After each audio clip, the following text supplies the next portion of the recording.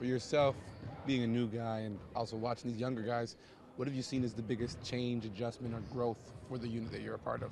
I think it's just playing time, gaining confidence, learning things like seeing the familiarity of understanding what it takes to do every night to win, to be a spark off that bench, to know how to prepare for it, to know how to step out there and believe in what we're trying to do in the system. And I think it's honestly just playing time. The conventional wisdom is normally that the rotation will tighten in the playoffs and teams won't run all bench units. Have you guys talked about, that you might be changing what the approach is going to be? That's above my pay grade. When they call my name, I just go to the table. But I think that's hard for what we got going on. That's one of the things that's been one of the best things about our season is that we've had guys, a whole group that's been able to come in and change the game. And I think we just gotta, that's a tough decision they gotta make over there in that office. How about you, CJ? When you joined the team, you became a dad, your team. You think you finally found that niche, that rhythm, that comfort zone? Yeah, getting there for sure. Just continue to just try to build every day. The biggest thing was just trying to find just some type of continuity, routine-wise and playing-wise, and minutes, in the game, and getting into a good enough game shape to be able to perform every night the way you want to be able to perform. And I'm still working at it. I'm still doing everything I can to continue to build to be ready for the big picture, for the end of season playoffs and things like that. But right now, I feel pretty good. With you guys playing such a nice rhythm, do you think the All-Star break comes at a bad time? I don't think it ever comes to a bad time for players, just because of the amount of grind we put on our bodies and even mentally, just every day coming in here and trying to prepare and doing the things. Every now and then, guys need those couple of days just to be able to kind of shut that switch off. Get a little bit of extra time with your family, get a little bit of time just to kind of get off your legs. And I think nobody's going to take the whole week off, but I think getting that weekend, 2, 3, 4 days and just being able to kind of lightly do a little bit here and there and kind of move at your own pace definitely helps. Are you brave enough to take the baby on an airplane yet, somewhere warm? Nah, I'm gonna be here.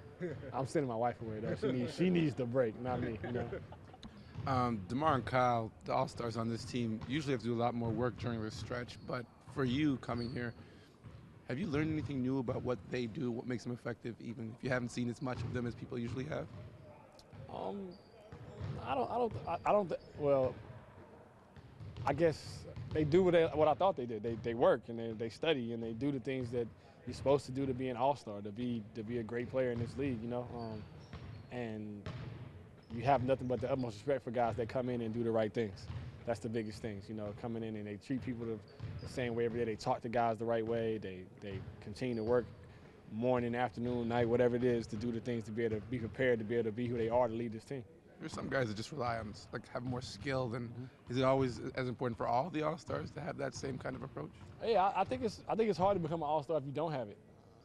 Maybe when you're younger, it's a little bit easier, but I think you have to figure out, ways to keep your body intact because you can't be Superman forever. Everybody feels invincible when they're young, and then you get a amount of minutes and the travel and the playing and the back-to-backs and the years add up. You got to figure out the things that work for you mentally and physically that keep you on top. And then once you get to a certain stage, then guys are like, okay, we're going to figure out how to guard them. Now you got to add things to your game. Now you got to do things that can give you different edges every night. So, that's just a testament to those guys.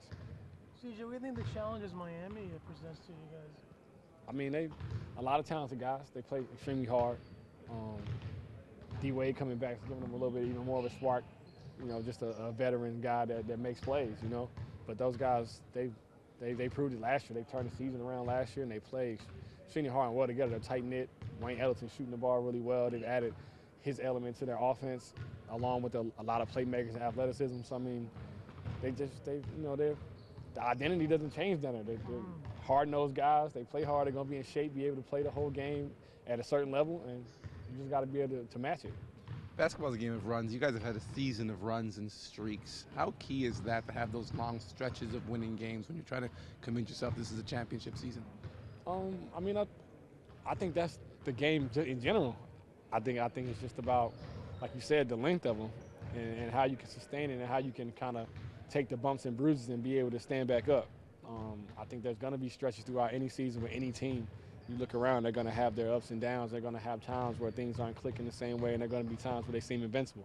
And I think it's just important to be able to understand that it's a bigger picture and never get too high, never get too low, and never get bored with doing it right.